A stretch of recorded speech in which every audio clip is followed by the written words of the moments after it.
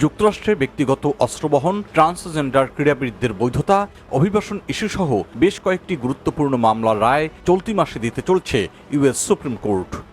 Supreme কোর্টের 9 মাসব্যাপী বার্ষিক মেয়াদ শেষ হতে চলায় আগামী সপ্তাহ জুড়ে মামলাগুলোর রায় দেওয়া হবে।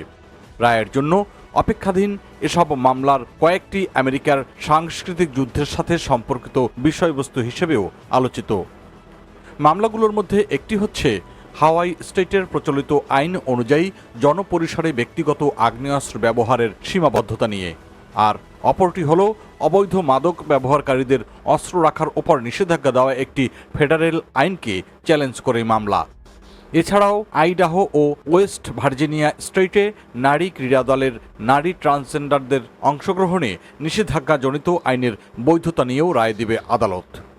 বার্তা সংস্থা রয়টার্সের প্রতিবেদনে জানানো হয়, প্রেসিডেন্ট ডোনাল্ড ট্রাম্পের দ্বিতীয় মেয়াদে রক্ষণশীল সংখ্যাগরিষ্ঠতা সম্পন্ন সুপ্রিম কোর্টে বেশিরভাগ রায় ডানপন্থী আইনের ভিত্তিতে আসবে বলে ইঙ্গিত পাওয়া যাচ্ছে। আগে থেকেই যুক্তরাষ্ট্রের হাওয়াইও সহ ক্যালিফোর্নিয়া, মেরিল্যান্ড, নিউ ইয়র্ক ও নিউ জার্সি এই 5টি স্টেটে ব্যক্তি মালিকানাধীন জনপরিসরে ব্যক্তিগত আগ্নেয়াস্ত্র বহনে আইনগত সীমাবদ্ধতা রয়েছে।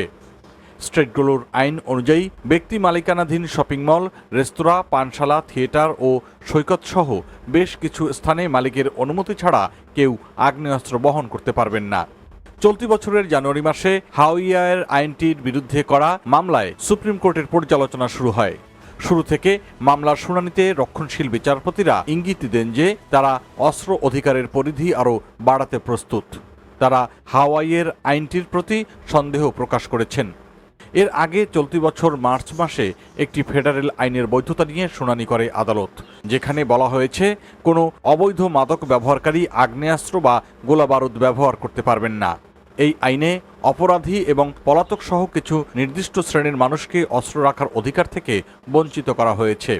ট্রাম্প প্রশাসন ফেডারেল আইনটির পক্ষে অবস্থান নিয়েছেন এবং সুপ্রিম কোর্ট আইনটির বৈধতা নিয়ে ইতিবাচক ইঙ্গিত দিয়েছেন। এদিকে আইডাহো ও ওয়েস্ট ভার্জিনিয়া স্টেটে সরকারি স্কুল এবং বিশ্ববিদ্যালয়ের নারী ও কিশোরী ক্রীড়া দলে ট্রান্সজেন্ডার ক্রীড়াবিদদের অংশগ্রহণে আইনগত নিষেধাজ্ঞা রয়েছে। ট্রাম্প প্রশাসন এই আইনটির সমর্থন করে আসছে। একই সঙ্গে রয়টার্স জানায়, জনমত জরিপ অনুযায়ী অনেক আমেরিকান ট্রান্সজেন্ডার ক্রীড়াবিদদের লিঙ্গ পরিচয় অনুযায়ী ক্রীড়া দলে অংশগ্রহণের বিরোধিতা করেন, বিশেষ করে বিশ্ববিদ্যালয় পর্যায়ে। তাই সুপ্রিম কোর্টে জানুয়ারি মাসের শুনানি ইঙ্গিত দেয় যে রক্ষণশীল বিচারপতিরা নিষেধাজ্ঞা সংক্রান্ত আইন বহাল রাখতে পারেন। এছাড়া আগামী সপ্তাহগুলোতে ট্রাম্প প্রশাসনের দুটি বড় অভিযান সংক্রান্ত মামলার রায় দিবে মার্কিন সুপ্রিম কোর্ট।